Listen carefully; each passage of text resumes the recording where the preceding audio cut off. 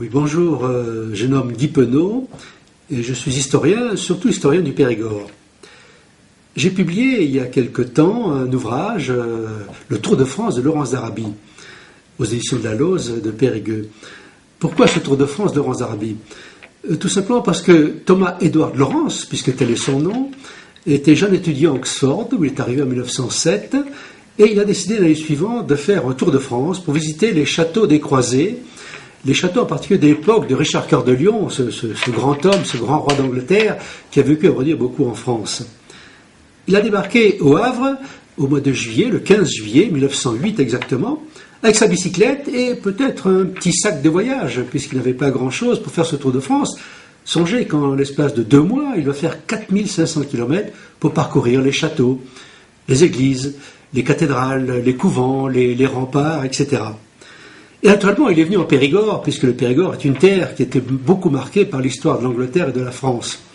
Il est arrivé d'abord à Montpazier, une bastide anglaise qui a été construite en 1284 par le baron de Biron. Et il a beaucoup aimé, il a vu d'ailleurs de Montpazier, du haut du village, de cette bastide, le soleil se reflétait dans les vitres du château de Biron. Puis il a parcouru la vallée de la Dordogne pour se retrouver à Montaigne.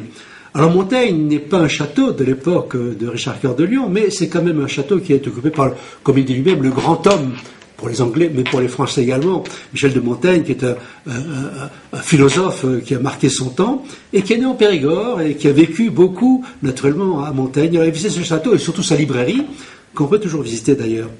Ensuite, il a emprunté la vallée de l'Isle. C'était au mois d'août 1908.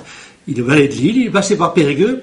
Il n'a pas beaucoup aimé sa cathédrale restaurée parce que Thomas Edward Lawrence aimait beaucoup les monuments dans leur jus, c'est-à-dire les monuments de l'époque.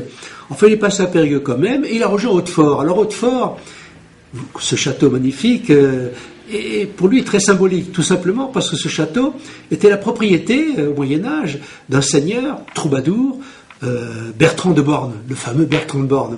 Et Bertrand de Born était l'ami de Richard Cœur de Lion. Et d'ailleurs, un jour, Richard Cœur de Lion a repris ce château, qui avait été pris par quelqu'un d'autre, pour le confier de nouveau à Bertrand de Born. Et donc là, il a pris quelques photos d'ailleurs, qui sont gardées à Londres actuellement, à la Bibliothèque nationale d'Angleterre. Et là, il a visité ce château qui l'a beaucoup impressionné, même si le château actuel ne représente pas du tout le château où a vécu Bertrand de Born. Ensuite, il a poursuivi sa route, et là, chose extraordinaire, il se retrouve le 16 août exactement, le 16 août 1908, il se retrouve à Chalut. Chalut est un point important de l'histoire, aussi bien de Bertrand de Born que de Richard Cœur de Lion et de Laurence d'Arabie, tout simplement parce que le 16 août, lorsque Laurence d'Arabie se présente à ce château, vous savez que c'est dans ce château, du haut de la tour, qu'un dard, qu'une flèche est partie, et à terre Richard Cœur de Lion, qui est mort là-bas. Eh bien, Laurence d'Arabie fêtait ses 20 ans ce jour-là. Quel jour symbolique de visiter justement ce château qui était la frontière entre le Limousin et le Périgord. Et ensuite, il a poursuivi sa route pour repartir en Angleterre.